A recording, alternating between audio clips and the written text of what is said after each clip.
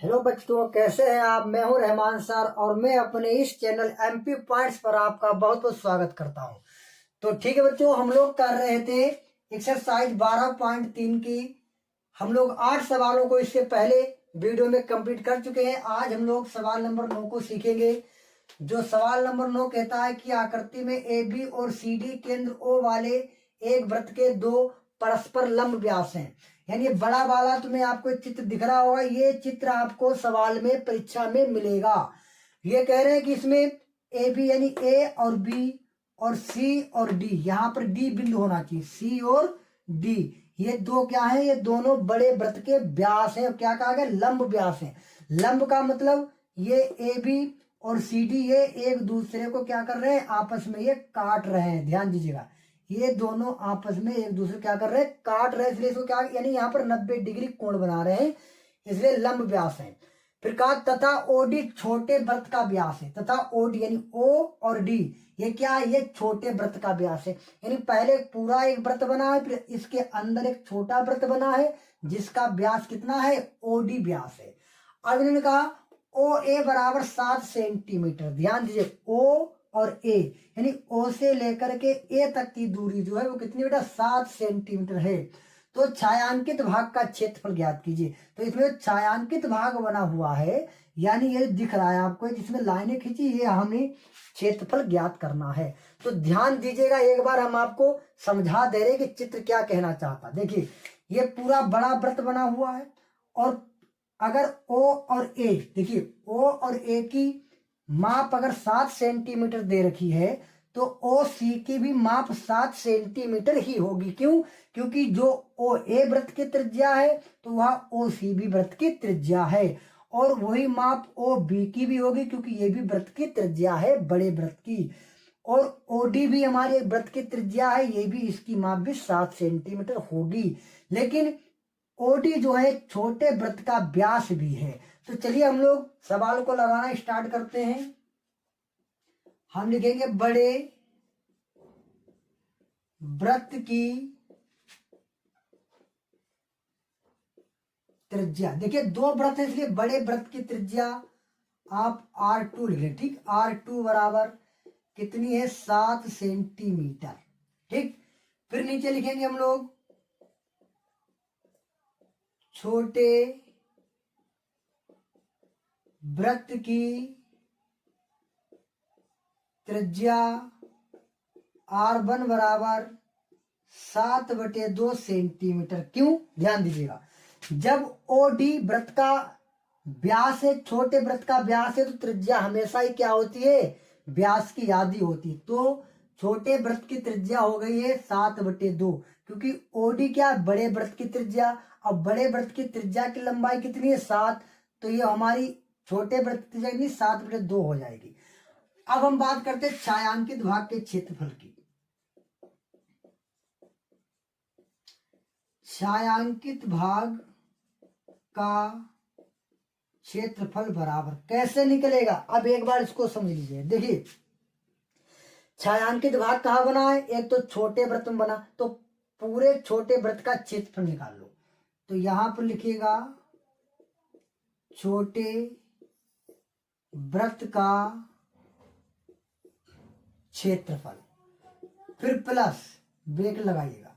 ध्यान दीजिएगा, अगर हमें छायांकित भाग का क्षेत्रफल निकालना है तो इसका निकाल लेंगे छोटे वृत्त का क्षेत्रफल, और प्लस क्या निकालेंगे, देखिए ए और बी के इस साइड में हमारा क्या बन रहा है, बड़ा वाला अर्धवृत्त बन रहा है, और बड़े वाले अर्धवृत्त में ये दो त्रिभुज बन रहे हैं। तो हम लोग क्या काम करेंगे, बड़े वाले अर्धवृत्त का निकाल लेंगे और इन दोनों त्रिभुजों का निकाल लेंगे। फिर बड़े वाले अर्धवृत्त में से इन दोनों त्रिभुजों के क्षेत्रफल को माइनस कर देंगे, तो हमारा यही वाला तो बच जाएगा, और छोटे वाले त्रिभुज जोड़ देंगे और हमारे पास छायांकित भाग का क्षेत्रफल निकल आएगा। तो यहाँ पर क्या लिखिएगा, बड़े अर्धवृत्त लिखिएगा, बड़े अर्धवृत्त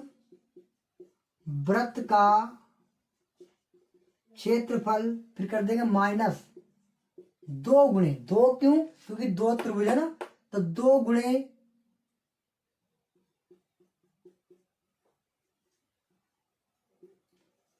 त्रिभुज का क्षेत्रफल। ठीक, और इस प्रकार हमारे पास छायांकित भाग का क्षेत्रफल हमें प्राप्त हो जाएगा। कैसे, ध्यान दीजिएगा, छोटे वृत्त का क्षेत्रफल निकालेंगे, छोटे वृत्त में क्षेत्रफल बना हुआ है, फिर प्लस अर्धवृत्त का निकाल लेंगे और अर्धवृत्त में से इन दोनों त्रिभुजों का क्या कर देंगे, माइनस कर देंगे, तो हमारा ये छायांकित वाला तो रह जाएगा, फिर ये वाला इसमें जुड़ जाएगा, तो हमारे पास छायांकित भाग का क्षेत्रफल हमें मिल जाएगा।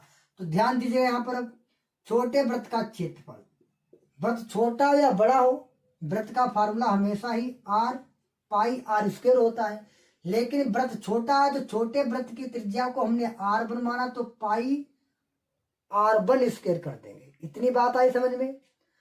अब हम लोग क्या काम करेंगे, ध्यान दीजिएगा इधर, प्लस तो प्लस लगा लेंगे, ब्रैकेट लगाइए, बड़े अर्धवृत्त का क्षेत्रफल।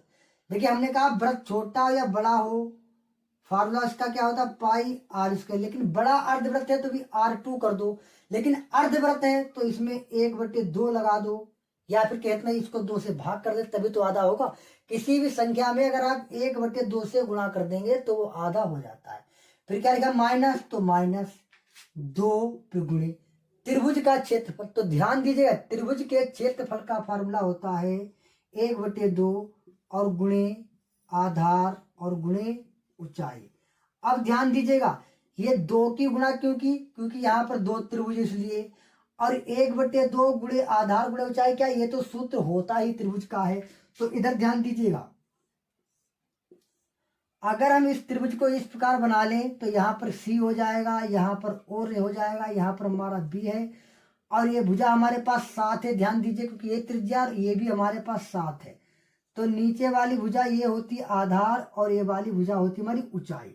ठीक है, तो चलिए मान रखते हैं, पाई की वैल्यू तो 22/7 गुणे r1 की वैल्यू बेटा कितनी हमारे पास है, 7/2, तो 7/2 गुणे 7/2, फिर प्लस पाई r2 स्क्वायर, तो पाई देखिए 1/2, ये तो पहले 1/2 ऐसे लिख दो, गुणे पाई की वैल्यू फिर वही 22/7 गुणे r2 की वैल्यू हमारे पास बेटा कितनी 7 है, तो 7 गुणे में 7। ठीक, फिर यहाँ पर आज देखो 2 से 2 काट देंगे तो बचेगा माइनस, आधार हमारे पास कितना बेटा 7, तो 7 गुणे ऊंचाई हमारे पास कितनी, ऊंचाई भी हमारे पास 7, तो 7 फिर ब्रैकेट बंद। अब ध्यान दीजिएगा, इस 7 से 7 को काट देंगे, 2 1 कम 2, इसे 2 सेकंड, 2 1 कम 2, 2 1 कम 2, कितना बचा हमारा यहाँ पर, बात देखेंगे पर इसको काटे, 7 से 7 काट देंगे, अब 2 1 कम 2, 2 1 कम 2, ये भी कट जाएगा, तो कितना बचा, 11 की 7 से गुणा करेंगे तो 11 सत्ते 77 बचेगा, और बटे में केवल 2 बचेगा। इतनी बात समझ गए। फिर प्लस यहाँ पर भी 11 की गुणा 7 से कर देंगे तो ब्रैकेट लगा लीजिएगा, तो 11 गुणा 7 से करें तो 11 सत्ते 77 हो जाएगा, और माइनस यहाँ पर 7 सत्ते 49 हो जाएगा। अब ध्यान दीजिएगा, इसको 2 से कर देंगे भाग, तो हो जाएगा 2 3 6, और बचा कितना यहाँ पर है 2 3 6, तो बचा है यहाँ पर बेटा 1, तो हो जाएगा 17, तो 2 8 16, बचा 1 पॉइंट लगाया तो उधर हो गया 10, तो फिर 2 पंचे 10, यानी 38.5 हो जाएगा।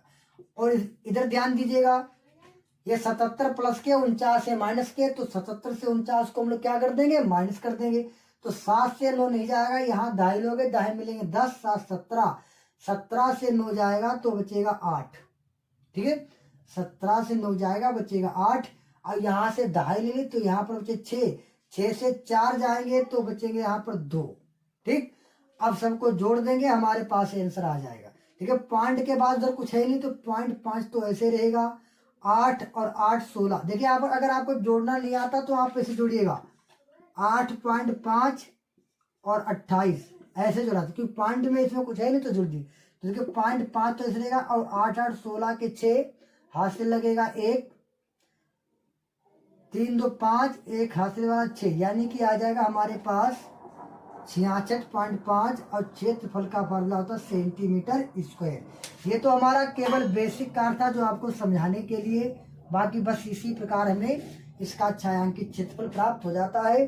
तो ठीक है बच्चों, मैं उम्मीद कर रहा हूँ कि आपको क्वेश्चन अवश्य ही समझ में आया होगा, और अगर आपको समझ में नहीं आ रहा है तो आप कमेंट में हमें जरूर बताइएगा कि सर क्वेश्चन हमारे समझ में नहीं आया है, लेकिन आप लोगों से हमारी एक रिक्वेस्ट है कि अगर आप लोग नए हैं हमारे इस चैनल पर तो आप लोग हमारे चैनल को लाइक सब्सक्राइब जरूर करिएगा, ताकि मैं आप लोगों के लिए और भी अच्छे अच्छे वीडियो बना सकूं। तो ठीक है बेटा, मिलते हैं अगले वीडियो में अगले क्वेश्चन के साथ। तब तक के लिए जय हिंद, जय भारत।